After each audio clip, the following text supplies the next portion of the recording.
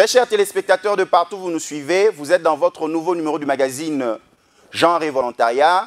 La semaine passée, nous étions à Illinois, à Champaign, aux États-Unis, où nous étions avec une compatriote congolaise qui est dans une ONG, Congolese Women for Peace, qui s'engage dans la prise en charge des communautés vulnérables en République démocratique du Congo. Elle soutient plusieurs projets, ainsi que la lutte contre le coronavirus en RDC en faisant des dons et des appuis. Ce soir, nous allons au Centre médical Diamant à Kinshasa, qui est un grand centre, un centre établi au Canada et ici en République démocratique du Congo. Vous le voyez sur le boulevard du 30 juin. Ils ont une représentation à Bandal, ils ont une représentation vers Sosimat, ils ont aussi une représentation. Nous allons vers le Katanga, ils ont encore une représentation. Et là, nous sommes heureux de recevoir pour vous Rahim Tajdine, le directeur général du Centre médical Diamant, que je salue. Rahim Tajdine, nous vous saluons. Bonjour. Comment vous allez? Comment va le Centre médical Diamant? Personnellement, je vais bien. Le Centre médical Diamant, évidemment, on fait de notre mieux pour subvenir aux besoins de la population que nous ciblons et de répondre justement à cette constante dynamique qui change presque tous les jours. On n'arrête pas d'apprendre sur le virus COVID-19. Tout à fait, très chers téléspectateurs, vous venez de le comprendre. Nous recevons pour vous le directeur général du Centre médical Diamant, qui est un grand centre hospitalier au Canada, qui a sa représentation ici à Kinshasa, plusieurs même, et ainsi qu'une représentation au Katanga. Rahim Tajdine, lorsque l'on parle de Covid-19, qu'est-ce que cela représente pour le Centre médical Diamant? Alors, le Covid-19, si on regarde d'une sphère globale, ce n'est pas plus qu'un nouveau pathogène. C'est un pathogène. La bonne nouvelle, c'est que c'est un virus qui peut être éliminé si on n'a pas des facteurs de comorbidité très facilement. Donc, pour nous, le COVID-19, on doit le prendre en charge à plusieurs niveaux. La première étape, c'est évidemment le pré-triage COVID, ce qu'on appelle le pré-triage. Donc, quand le patient se présente à un de nos sites, que ce soit à Lubumbashi ou ici à Kinshasa ou à l'une de nos ailes, à la Gombe, avant d'entrer dans l'aile, normalement, il doit passer à travers une étape de pré-triage COVID-19. À cette étape, on va identifier si ce patient a un potentiel de risque pour nous, c'est-à-dire que est-ce qu'il répond aux critères qui ressemblent à ceux qui ont un COVID. Évidemment, on ne peut pas faire un test directement à l'entrée. À ce moment-là, on pose certaines questions, disons, pertinentes. On mesure la température, mais aussi on mesure le taux de saturation d'oxygène d'emblée. Pourquoi? Parce qu'effectivement, il y a des recherches qui démontrent que même, même en amont, le taux d'oxygène est souvent perturbé par la présence de COVID dans le corps. Donc, nous, on décèle tout cela au pré-triage. Et lorsqu'on voit qu'il y a un cas suspect, on l'achemine directement dans une salle d'observation privée qui correspond à une salle d'isolement.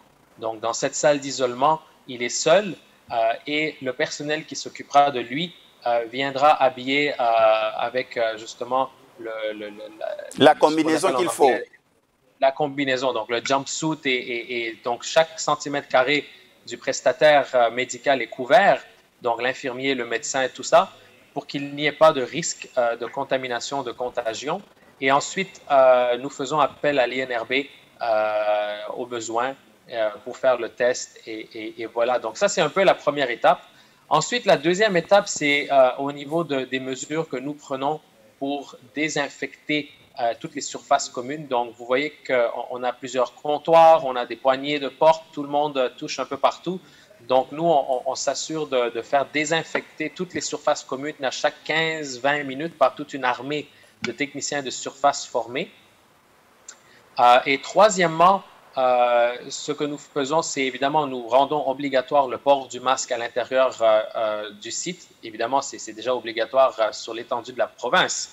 Mais à l'intérieur du site, il est interdit de se promener pour le patient, pour qui que ce soit. Tout le monde doit porter un masque et on fait des rappels à ce niveau-là.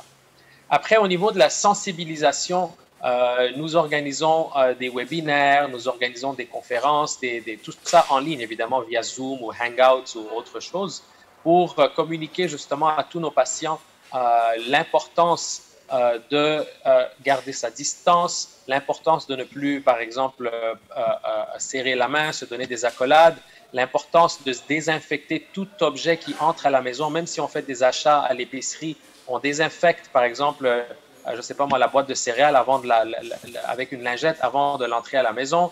On limite les mouvements à la maison. Si on a du personnel domestique, on préfère leur proposer de rester chez nous ou alors ne plus venir ou réduire les prestations parce qu'on parle de risque et on parle de contagion au niveau communautaire. Très chers téléspectateurs, vous êtes au Katanga, vous êtes à Kinshasa, vous êtes à Montréal, vous êtes partout dans le monde. Vous êtes à Irving, vous êtes à Djolu, vous êtes à 45 km de Bukavu, à Walungu. Vous êtes dans votre nouveau numéro du magazine Genre et Volontariat. Nous recevons pour vous le directeur général du centre médical Diamant, Rahim Tajdine. Rahim Tajdine, est-ce que le Covid-19 change notre comportement en société? Définitivement, oui, et je dirais que notre comportement va changer, pas pour une courte durée de temps, mais vraiment pour une durée moyenne, disons 12, 18 mois, facilement 24 mois. Pourquoi? Parce que le COVID-19, il est là pour rester. Il ne va pas disparaître du jour au lendemain. Et surtout à Kinshasa, on voit que les chiffres ou en RDC atteignent les 900 cas confirmés. Et évidemment, un jour ou l'autre, l'aéroport va devoir ouvrir ses portes. Donc, vous allez comprendre qu'il y aura peut-être encore des nouveaux cas importés. Et tant et aussi longtemps qu'au niveau global, mondial, on n'arrive pas à cerner la situation et à éliminer la situation, on ne pourra pas être à l'abri de ce virus ici en RDC. Rahim Tajdine, comment vous prenez en charge les patients qui vous contactent? Par exemple, il a été décelé maintenant que la plupart de ceux qui sont aussi diagnostiqués pour des problèmes de cancer sont aussi exposés au coronavirus par rapport aux nouveaux symptômes. Comment vous faites la prise en charge lorsque l'un de vos potentiels malades vous appelle par téléphone? Alors, oui, absolument. Donc, vraiment, il y a deux avenues. Donc, soit le patient se présente déjà directement d'emblée au centre médical Diamant et à ce moment-là, nous le prenons en charge, nous l'orientons s'il le faut, ou alors il nous appelle. Effectivement, quand il nous appelle, nous sommes capables de lui poser des questions clés au téléphone, puisqu'on a un centre d'appel qui est ouvert 24 heures sur 24 et disponible sur WhatsApp aussi. On est capable de donner des conseils au téléphone, mais aussi d'organiser des consultations officielles en pleine et due forme avec généralistes et spécialistes à distance, donc via, par exemple, Zoom ou via WhatsApp vidéo, surtout votre WhatsApp vidéo. Et le patient peut consulter son médecin, son spécialiste à distance s'il est incapable de se rendre, par exemple, au site de choix. Évidemment, on a allégé la situation puisque Bandal n'est pas confiné. Alors, on a ouvert Bandal et on a transformé Bandal en site 24 heures sur 24. Donc, Bandal qui est localisé dans l'immeuble Kin Marché à Bandal, Chibangu, est maintenant ouvert 24 heures sur 24 et il a tous les services, même la radio. On a vraiment ajouté tous les services en très peu de temps. Et donc, c'est un centre qui aujourd'hui est capable de recevoir plusieurs patients, donc plus de 100 patients on reçoit aujourd'hui déjà, justement pour pallier contre la situation du confinement qui empêcherait peut-être les patients de se rendre au centre médical Diamant, Gombe ou Galiema. Et alors, ces patients qui présentent des symptômes et des complications liées aux problèmes respiratoires, comment Diamant les prend en charge, ceux qui ont des problèmes respiratoires? Alors, effectivement, comme vous le savez, il y a des facteurs de risque. Et les facteurs de risque ne se limitent pas à l'âge. Oui, on sait déjà que lorsqu'on a plus de 60 ans, on est plus à risque de développer des complications suite au COVID.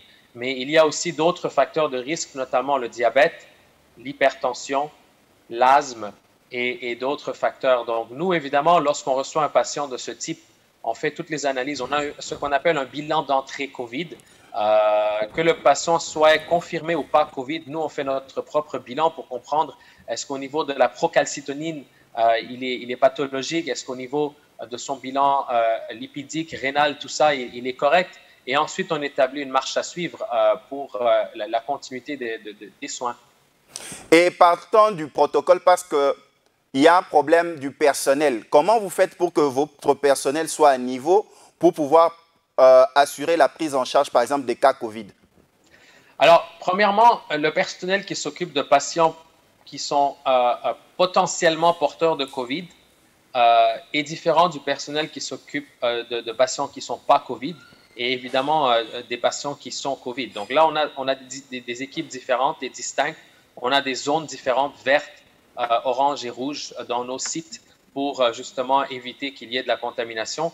Alors, lorsque le patient justement est suivi par un personnel médical attitré à lui, ce personnel est formé, pas seulement au niveau du protocole de prise en charge COVID qui est celui élaboré par les cliniques universitaires avec l'hydroxychloroquine, avec l'azithromycine, etc., mais aussi au niveau du port du PPE, donc ce qu'on appelle les équipements, le matériel de protection, et la formation par rapport à comment est-ce qu'on enlève ce matériel, c'est aussi important. Donc, l'équipe, elle est formée là-dessus. Et évidemment, tout le monde a quand même peur. Même le personnel médical a peur du COVID. Donc, nous faisons appel à des spécialistes, nos propres médecins spécialistes, infectiologues, internistes et autres, pour justement sensibiliser ou expliquer à tous ces infirmiers, tous ces médecins généralistes et tout ça, qu'est-ce que le COVID représente véritablement. Et ce n'est pas l'Ebola. On n'a pas besoin d'avoir peur du COVID comme on avait peur de l'Ebola. Et donc, il y a des mesures à prendre. Donc, c'est vraiment une question de vraiment se rendre à l'aise avec la prise en charge de ces patients parce que ces patients sont là pour quelques mois à venir. Je pense que le COVID ne va pas disparaître du jour au lendemain. Rahim Tajdine, ce qui est vrai, le COVID vient botter en touche la sensibilisation contre d'autres maladies. Le diabète, le cancer, le palu, les problèmes chez les nouveau-nés, ainsi de suite. Est-ce qu'on doit aussi parler d'autres maladies, d'autres pathologies en ce temps de Covid? C'est comme si on sacrifiait tout le monde, Centre médical Diamant, procéder seulement à la lutte contre le Covid en oubliant aussi d'autres maladies. Non, mais la prise en charge médicale générale, elle continue. On a des naissances, on a des chirurgies orthopédiques, on a des chirurgies, je ne sais pas, de toutes sortes. On a des patients qui viennent chez le rhumatologue, des injections, des infiltrations au genou, des infiltrations à la colonne cervicale, toutes sortes de soins de tous les jours. Mais évidemment, le COVID ajoute une complexité dans le contexte où si un patient qui a déjà un facteur de risque, qui présente un facteur de risque, est atteint de COVID, lui, sa situation doit être suivie de manière très, très, très rapprochée. Mais en dehors de ça, on continue la médecine de tous les jours et on suit tous les cas comme on le faisait avant, il n'y a pas de problème. Quels sont les principaux sites du Centre médical Diamant dédiés à la prise en charge du COVID? Alors, je ne préfère pas les nommer parce que là, on change la stratégie très régulièrement en fonction du volume de patients, en fonction de ce qu'on apprend. Donc, aujourd'hui, on a 4 sites, Lumumbashi, Bandal, Galliema et Gombe. Et on s'est arrangé pour dédier des espaces dans les sites qu'on a identifiés pour la prise en charge de ces patients. On travaille avec la cellule de riposte contre le COVID. Mais aussi, nous supportons nos clients qui ont des sites d'isolement externes. Alors, effectivement, beaucoup de nos clients nous ont approchés pour nous dire qu'eux ne préfèrent pas que leurs patients qui sont décelés positifs et qui n'ont aucun symptôme de détresse respiratoire restent à leur domicile parce qu'ils peuvent infecter leur famille ou leurs collègues, parce que souvent, il y a comme 6 collègues qui habitent dans un appartement.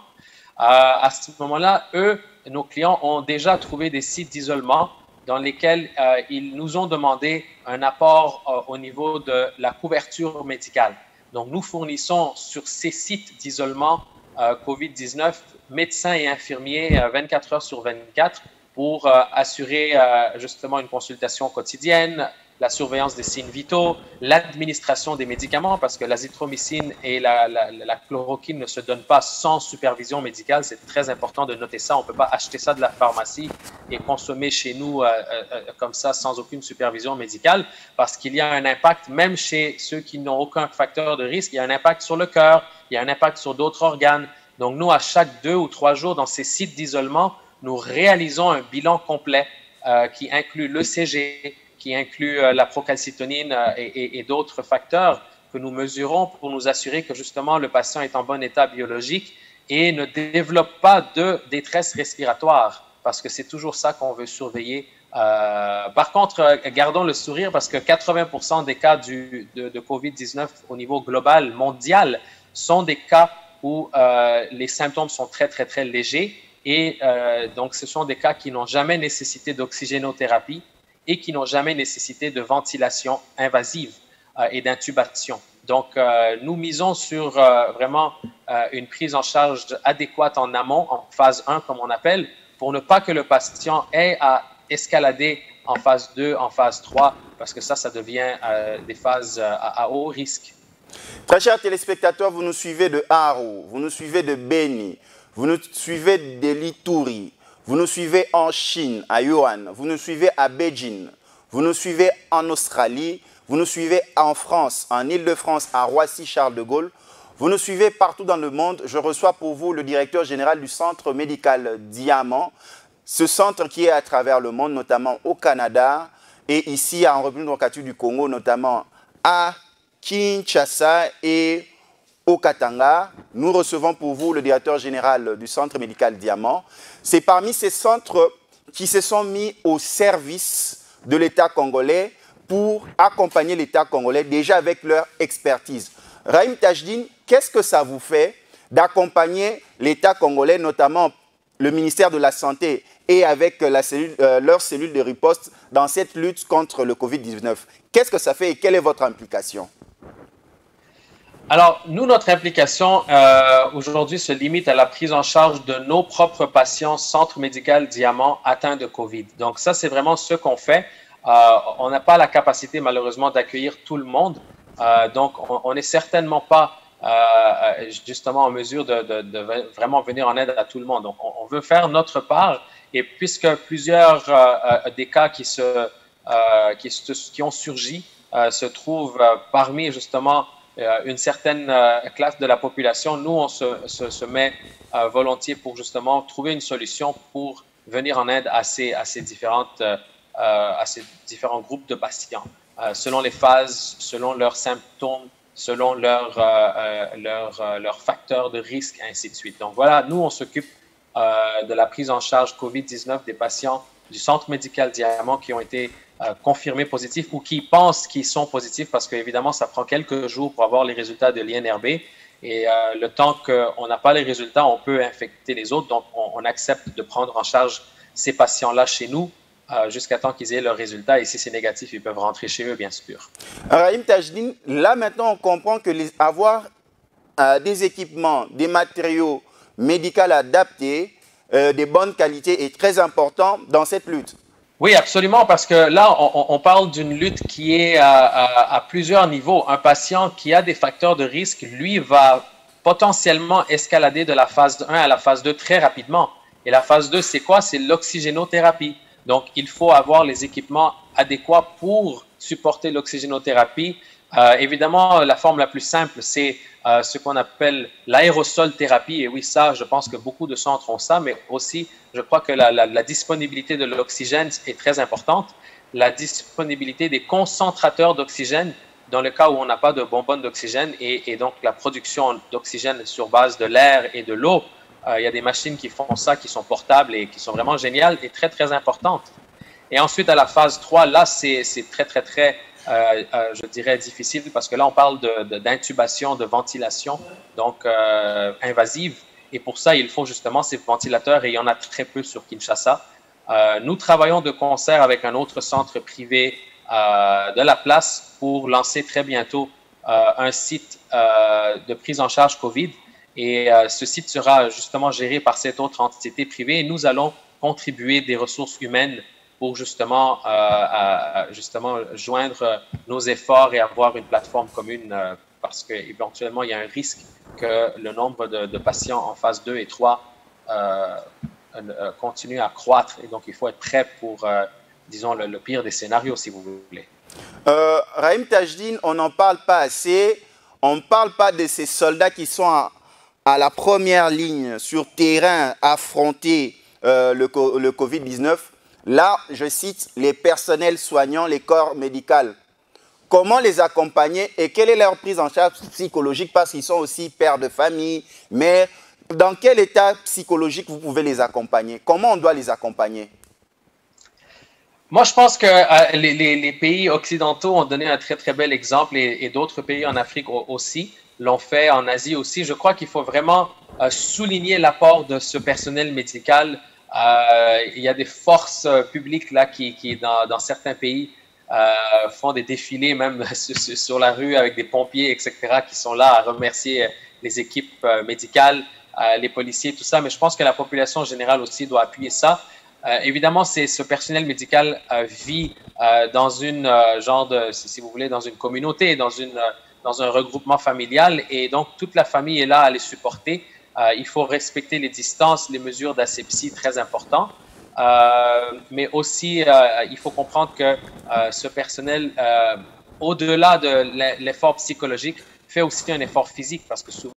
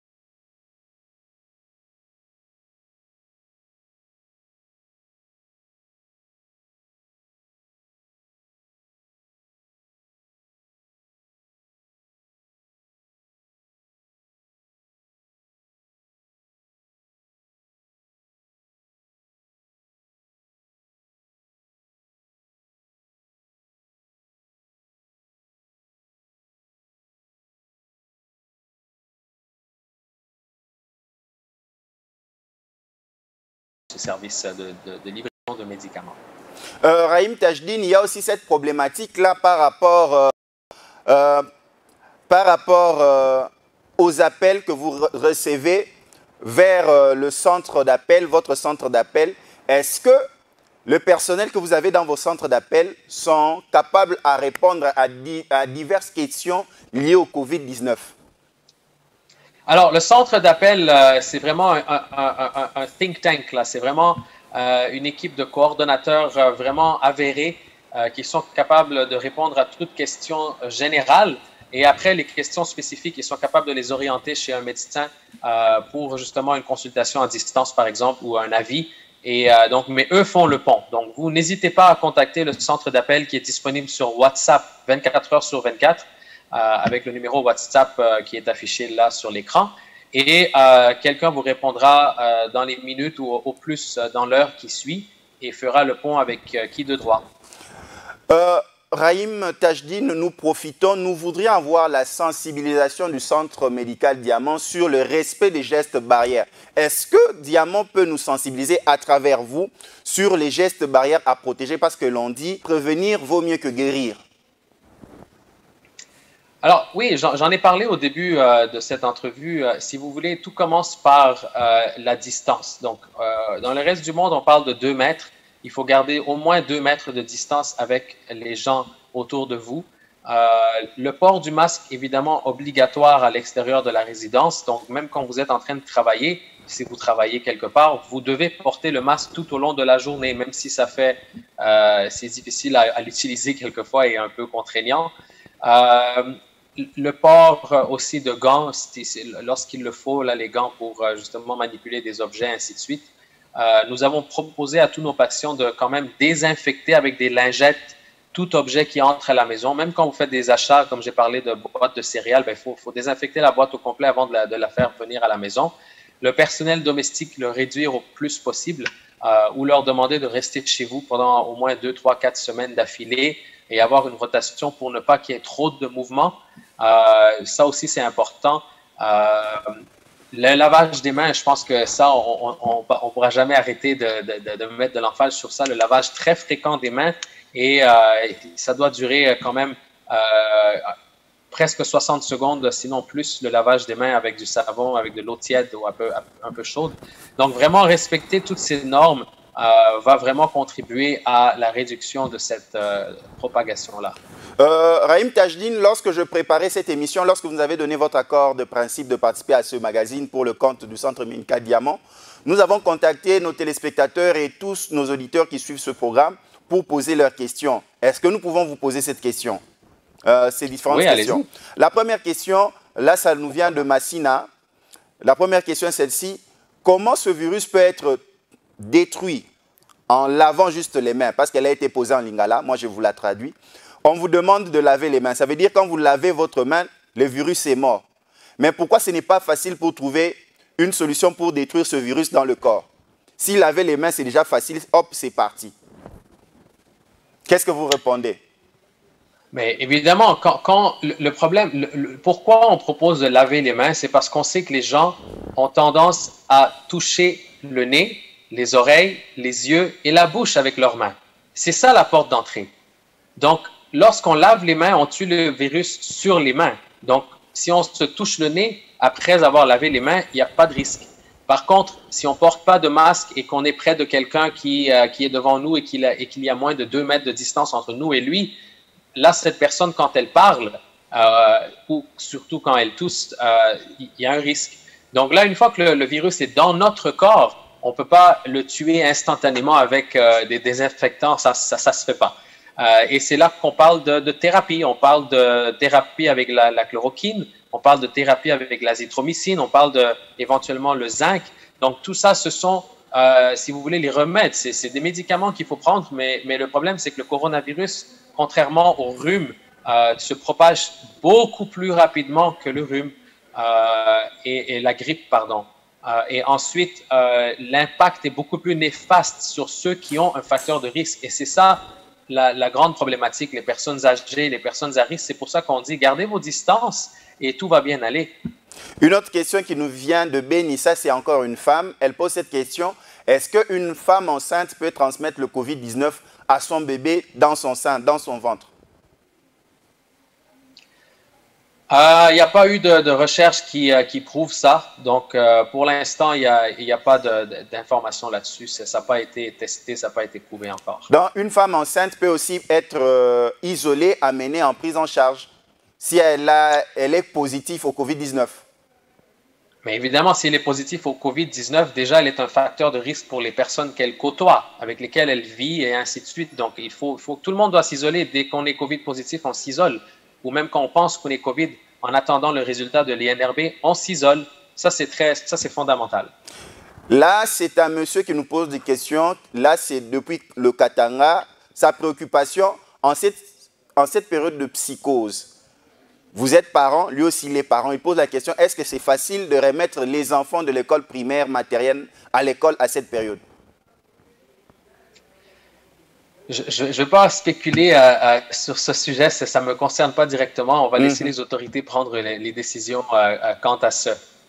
Mais est-ce que le Covid-19 est aussi transmissible chez les enfants? Mais bien sûr qu'il est transmissible chez les enfants. La question, c'est de savoir, est-ce que l'enfant va subir les mêmes symptômes et la même gravité de symptômes qu'un adulte? Jusqu'à maintenant, les recherches ont démontré que non, pas aussi grave qu'un adulte. Est-ce que l'enfant peut aussi transmettre le virus à ses parents? La réponse est oui, mais est-ce qu'il le transmet à la même vitesse que le transmettrait un adulte à un autre adulte? Et là, la réponse qui a été donnée selon l'OMS, c'est que non, la vitesse elle est un peu réduite, mais ça ne veut pas dire qu'ils ne sont pas à risque. Donc, je préfère ne pas trop entrer dans ce sujet. Tout à fait, nous avons compris. Là, nous allons dans la province orientale. Il y a un monsieur qui pose le problème. On parle de distanciation, mais en Afrique, surtout ici en RDC, nous sommes conviviales, nous mangeons ensemble, nous trempons nos mains ensemble dans un même plat. Est-ce qu'il faut toujours continuer à manger comme ça par rapport au Covid-19, vous qui parlez de la distanciation sociale? Vous voyez, la promiscuité sociale dans le contexte congolais, disons africain un peu en général, elle est vraiment unique. Moi, je dirais oui, il faut changer les méthodes de faire les choses parce qu'on met à risque la famille. Il faut commencer à mettre en place potentiellement des assiettes séparées, des bols séparés pour qu'on n'ait pas à plonger nos doigts dans le même bol et ainsi de suite. Je veux dire, tout ça, ce sont des exemples très, très précis, mais je pense qu'en général, maintenons nos distances, c'est ça la clé. On ne va pas commencer à mettre la famille à risque. L'idée, c'est de réduire le risque. Cette question revient la plupart du temps partout à Kinshasa, que ce soit à l'intérieur du pays et même ceux qui nous suivent de la diaspora. Et comme ils savent que c'est le centre médical Diamant, est-ce que le Covid-19 est sexuellement transmissible sans protection telle que du préservatif? Je n'ai pas lu de recherche à cet effet. Il faudrait poser la question à un médecin. Je n'ai pas d'informations là-dessus. Très chers téléspectateurs de partout, vous nous suivez à travers le monde. Nous sommes très ravis de recevoir pour vous le directeur général du centre médical Diamant, qui est là dans votre magazine Genre et Volontariat. Posez des questions, envoyez des SMS, contactez-nous sur WhatsApp. Toutes ces questions seront fournies au centre d'appel du centre médical Diamant. Mais est-ce que c'est normal de cacher qu'on est malade ou qu'on a un malade Covid-19 et de le traiter chez lui? Je pense qu'au départ, la population avait beaucoup eu peur de ce virus à cause de la médiatisation et à cause de l'emphase sur les facteurs de comorbidité et tout ça. Tout le monde pensait que coronavirus, c'est égal à la mort. Mais maintenant, je crois que la population commence à comprendre que ce n'est pas nécessairement ça. C'est que la plupart des cas sont résolvables d'une manière qui ne nécessite même pas d'oxygénothérapie, pas de ventilation. Ce sont des cas... donc, est-ce qu'il faut cacher notre situation? Absolument pas, parce que déjà, vous mettez à risque parce que vous n'êtes peut-être potentiellement pas sous traitement, vous mettez vos proches à risque et ça n'aide pas du tout. Donc, au début, il y avait peut-être une peur aussi de dire est-ce que les hôpitaux sont bien équipés et tout. Mais maintenant, je pense que le gouvernement a bien cadré les choses. Chaque commune a été identifiée, les hôpitaux à l'intérieur de chaque commune ont été identifiés. Et je pense que la prise en charge elle a été bien articulée, en tout cas mieux articulée qu'au départ. Est-ce que cette situation de Covid-19 convainc le centre médical Diamant de s'implanter plus dans les communes de Kinshasa et dans les communes reculées, Est-ce que cette situation vous prouve à suffisance que vous devez vous étendre, Limete, Matete, Lemba, aller à Ituri, ainsi de suite? Ben, ça a toujours été dans notre plan directeur d'avoir une multiplication de sites, mais c'est toujours en fonction de la demande. Pour l'instant, on a vu qu'il y avait une demande dans le secteur de Galiema, dans le secteur Bandal-Chibangu, et on continue à faire les analyses. Oui, oui, définitivement. Et là, maintenant, vous êtes convaincu parce qu'avec le confinement, il est difficile, et puis avec la distance aussi, d'arriver, par exemple, dans vos sites ici, au centre-ville. Hein. Absolument. Et donc, grâce à Dieu, nous avons Bandal pour répondre à ça. Nous avons les consultations à domicile, nous avons les téléconsultations, consultations téléphoniques, vidéo, conférences avec nos médecins. Nous avons ces offres de livraison de médicaments à domicile. Donc, on essaie de pallier à tout ça avec cette multitude d'offres. La dernière fois que nous vous avons reçu, nous devions prévoir une émission pour parler de votre centre de sommeil. Hein. Je ne sais pas si ce concept-là, je l'avais bien saisi. Où en êtes-vous avec cela? Oui, alors au Centre médical Diamant, on a ce qu'on appelle le service de polysomnographie. Donc ça, c'est pour l'étude de l'apnée du sommeil. Généralement, un patient ne peut pas demander cet examen sans passer par le pneumologue. Donc, c'est le pneumologue qui indique ça. Alors, vous devez passer, bon, normalement chez le généraliste, il va regarder votre situation globale et va déterminer si oui ou non le pneumologue doit être intéressé. Et s'il dit oui, vous voyez le pneumologue et lui va d'abord faire certains tests et ensuite va prescrire la polysomnographie selon les critères qu'il aura établis. Et aujourd'hui, nous avons remarqué les personnes qui sont à risque, ce sont ceux qui ont leur capacité naturelle à se protéger contre les maladies, déjà, qui sont par exemple VIH, vous avez ceux qui souffrent de l'asthme, vous avez les diabètes. Par exemple, au Centre médical Diamant, quelle est la prise en charge que vous mettez en tenant compte du Covid-19? Oui, donc quelle est la question? Ma question est celle-ci. Il y a des personnes à risque. Aujourd'hui, vous avez les drépanocytaires. Vous avez les personnes qui ont l'insuffisance respiratoire, les insuffisances rénales. Quelle est la prise en charge par rapport à ce temps de Covid-19? Surtout eux, comme ils sont des personnes à risque, ils se disent qu'ils doivent rester chez eux, qu'ils doivent rester confinés. Comment vous les accompagnez? Toujours avec votre système d'aller à domicile pour leur prendre en charge médicalement? Oui, bien, vous voyez, toute personne à risque qui est atteinte de COVID ou qui pense qu'il est atteinte de COVID, la première étape, évidemment, c'est de confirmer qu'il a COVID ou pas. Nous, on peut accompagner ces patients avec des consultations à domicile. On peut les recevoir à Diamant si c'est nécessaire, s'ils sont, par exemple, vraiment en état de... par exemple, ils ont des détresses respiratoires, et ainsi de suite. Donc, c'est comme tout autre patient. Oui, on met plus d'efforts dans les soins pour ces patients-là parce qu'on doit les suivre de manière très rapprochée. Mais ça fait partie de la prise en charge globale. Aujourd'hui, on nous demande le port de masque. Le Centre médical Diamant a son département chirurgie dentaire. Maintenant, il paraît-il que la transmission du Covid-19 se transmet par la bouche, la salive, ainsi de suite. Comment vous faites maintenant pour votre département de dentisterie? Alors, nous, on met en place justement des méthodes pour désinfecter. Ben, on le faisait avant aussi, mais on remet de l'emphase sur ça pour désinfecter tous les outils qui sont utilisés dans la salle du dentiste ce que le dentiste porte est changé, et ainsi de suite. Donc, on a mis en place beaucoup de mesures d'hygiène pour nous assurer qu'il n'y a pas une contamination à ce niveau-là dans le cabinet du dentiste. Parce que la plupart des cabinets des dentistes ont fermé, donc Diamant, lui, n'a pas fermé. Non, notre cabinet est ouvert. On a une faible demande actuellement, mais quand il y a des cas, on les prend en charge et on fait en sorte que justement les cas sont espacés, pas à 30 minutes d'affilée, pour nous donner le temps de bien nous occuper de la désinfection de chaque instrument et de la salle, de la chaise, de tout ça, de tout ce qui est dans ce cabinet.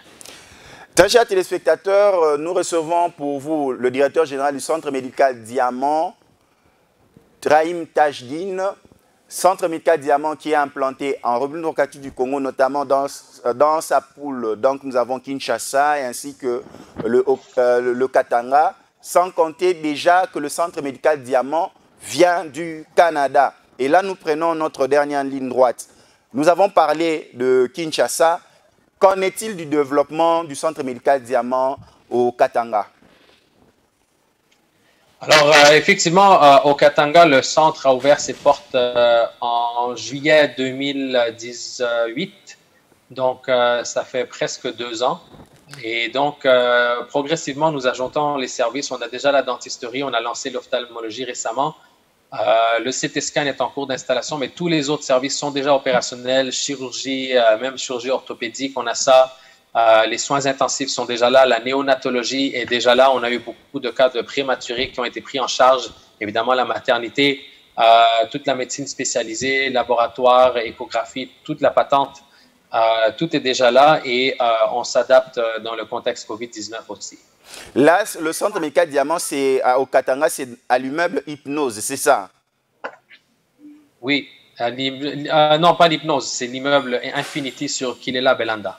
Kilela Belanda. Très chers téléspectateurs, vous êtes dans notre programme genre et volontariat. Rahim Tajdine, nous sommes en train déjà d'atterrir avec vous. Les questions ne tarissent pas parce que le centre médical Diamant travaille pour le sort des Congolais et vous l'avez prouvé à plusieurs reprises.